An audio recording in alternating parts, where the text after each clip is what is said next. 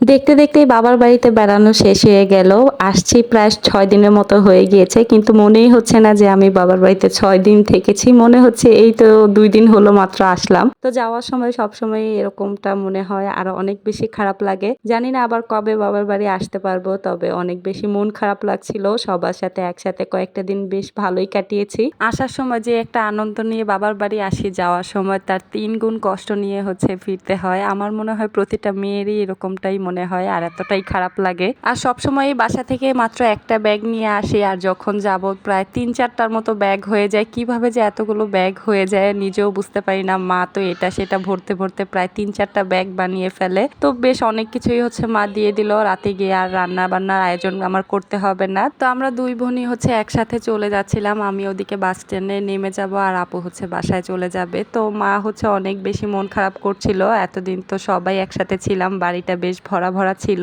তো আজকে আমার বাবার বাড়িটা একদমই ফাঁকা হয়ে যাবে আর আমার মা ছোট বোন একা হয়ে যাবে। আমরা কি মন খারাপ করছিলাম, আমাদের থেকে অনেক বেশি মন খারাপ করছিল আমার মা আর আমার ছোট বোন। ওরা তো অনেক বেশি মন খারাপ করে দাঁড়িয়েছিল আর বারবার শুধু বলতেছিল আবার কবে আসবি, আবার কবে আসবি। অনেক বেশি জোর করেছিলাম আমাদের সাথে আসার জন্য, কিন্তু মা কোনোভাবেই রাজি হলো না। বলল কয়েকদিন পরে যাব আর বেশ অনেক দিন থেকে আসবো তোর সাথে। তো আমার তো সারা রাস্তা জুড়েই অনেক বেশি মন খারাপ লাগছিল। তো এই তো আমরা সবাই একটা অটোতে করেই হচ্ছে যাচ্ছিলাম। আমি ওদিকে বাস স্ট্যান্ডে নেমে যাব আর এই অটো করেই হচ্ছে আপু শ্বশুর বাড়িতে চলে যাবে। তো যাই হোক, এদিকে বাসায় আমি চলে আসছি আর বাসায় আসতে আসতে প্রায় সন্ধ্যা হয়ে গিয়েছিল। তো বাসায় এসে আমি হচ্ছে তেমন কোনো কিছুই আর রান্না করব না। আর আপনাদের ভাইয়া তো বাসায় একাই ছিল, ও হচ্ছে বাসায় কোনো কিছুই রান্না করে খায়নি, ও হোটেলেই এতদিন খেয়েছিল। আর মা তো আপনাদের ভাইয়ের জন্য একটু মাংস রান্না করে দিয়েছিল আর আমি হচ্ছে একটু ডাল বসিয়ে দিয়েছি। তো ডাল আর মাংস দিয়েই হচ্ছে আমাদের আজকের খাওয়া দাওয়া হয়ে যাবে। তো কালকে একেবারেই হচ্ছে রান্না বান্না করব।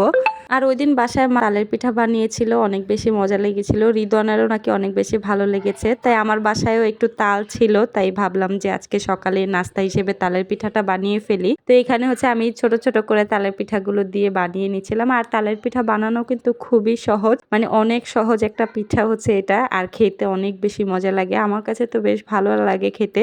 এটা গরম গরম খেতে যেমন মজা, ঠান্ডা হওয়ার পরও কিন্তু অনেক বেশি ভালো লাগে। আর এই পিঠাটা অনেককেই দেখি যে একটু বড় বড় সাইজের করে বানায়, তবে আমার কাছে এরকম ছোট ছোট সাইজের পিঠাগুলো দেখতেও সুন্দর লাগে আর খেতেও বেশি ভালো লাগে আর খুব তাড়াতাড়ি হচ্ছে ভাজা হয়ে যায়।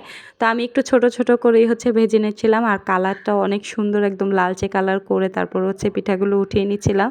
আর পিঠাগুলোর টেস্ট অনেক বেশি ভালো হয়েছিল, অনেক বেশি মজা লেগেছে খেতে। তো এই ছিল আমার আজকের ভিডিও। কেমন লাগলো আপনাদের কাছে অবশ্যই কমেন্টে জানাবেন আর ভালো লাগলে অবশ্যই আমার পেজটাকে একটা ফলো দিয়ে দিবেন। তো আজকের মতো বিদায় নিচ্ছি, ভালো থাকবেন সবাই।